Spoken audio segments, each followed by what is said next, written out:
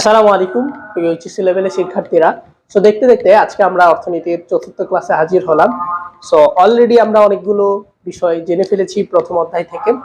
আজকে আমরা প্রথম অধ্যায়ের আরেকটা বিষয় সম্পর্কে জানার চেষ্টা করব, যেখান থেকে আমাদের পরীক্ষায় এমসিকিউ আসে, সৃজনশীল আসে, এরকম একটা টপিক। সো আজকে আমরা আমাদের এই চতুর্থ ক্লাসে অর্থনীতির আরেকটি অর্থব্যবস্থা সম্পর্কে জানবো, যেটাকে বলা হচ্ছে সমাজতান্ত্রিক অর্থব্যবস্থা।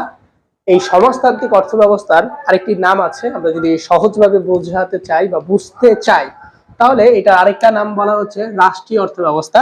অর্থাৎ রাষ্ট্রীয় অর্থব্যবস্থা কেন বলা হয়?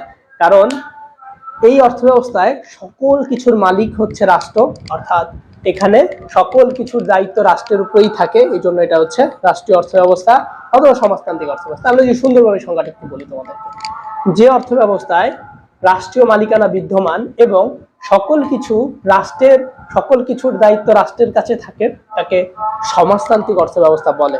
তাহলে বুঝতে পারছো যে সমাজতান্ত্রিক অর্থব্যবস্থা বলতে বোঝানো হয় যে যেই অর্থব্যবস্থার সকল কিছুর মালিক রাষ্ট্র, সেটাই সমাজতান্ত্রিক অর্থব্যবস্থা।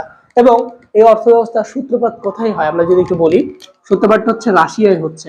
আমরা কিন্তু পূর্বের ক্লাসে শিখেছিলাম যে ধনতান্ত্রিক অর্থব্যবস্থা সম্পর্কে, যার সূত্রপাত হচ্ছে ইউরোপে হয়েছিল। বাট আজকের এই ক্লাসে আমরা জানলাম যে সমাজতান্ত্রিকটা ঠিক উল্টো আরেকটা দেশ, যেটা হচ্ছে রাশিয়া। সো রাশিয়াতে হয়েছে।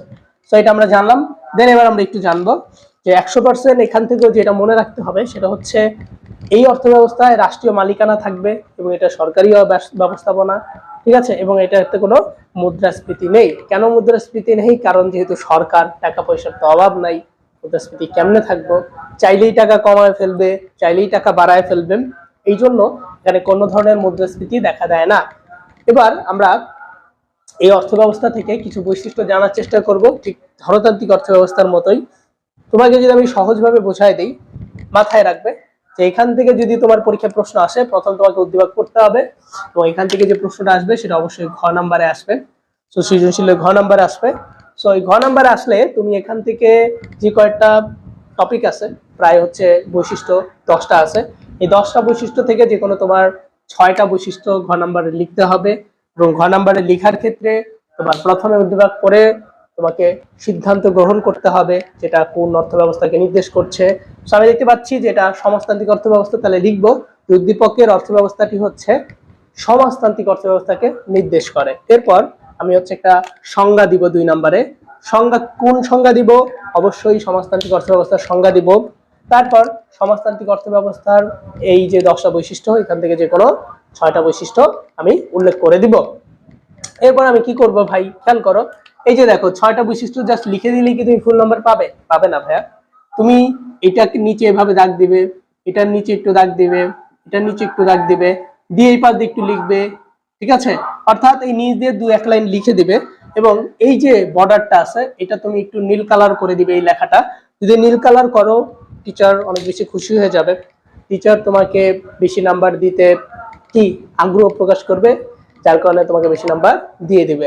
সো খেয়াল করো, তাহলে আমরা যদি এভাবে লিখি তাহলে কোন টিচার আছেন যিনি আমাকে ফুল নাম্বার দিবেন না? সো থিওরিক্যাল প্রশ্ন হলেও তুমি খুব সহজেই সুন্দরভাবে লিখে A+ তুলতে পারবে। কিভাবে? যদি একটু গোছানো হয়, একটু সুন্দরভাবে পরিমার্জিত হয়, কাটাকাটি না থাকে, ঠিক আছে, এবং যেই কথাগুলো চাচ্ছেন টিচার সেই কথাগুলো যদি তুমি উল্লেখ করো তাহলে অবশ্যই তুমি ফুল নাম্বার পাবে। সো প্রিয় শিক্ষার্থীরা, সো তোমাদের অর্থনীতি যাদের অনেক বেশি সমস্যা আছে, অঙ্ক বুঝতে পারো না অর্থনীতির, সো তোমরা চাইলে আমাদের পেইড ব্যাচে যুক্ত হতে পারো।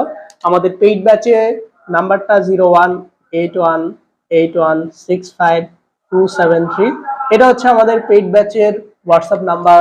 তুমি এই নাম্বারে আমাকে কল দিতে পারো, কল দিয়ে বলতে পারো স্যার আমি আপনার অর্থনীতি কোর্সে ভর্তি হতে চাই, অর্থনীতি পেইড ব্যাচে ভর্তি হতে চাই। তো তোমার সমস্যা যেগুলো আছে, তুমি কিভাবে প্লাস পাও, এই পথটা আমি দেখাই দিব, তোমার কোনো টেনশন করার দরকার নেই।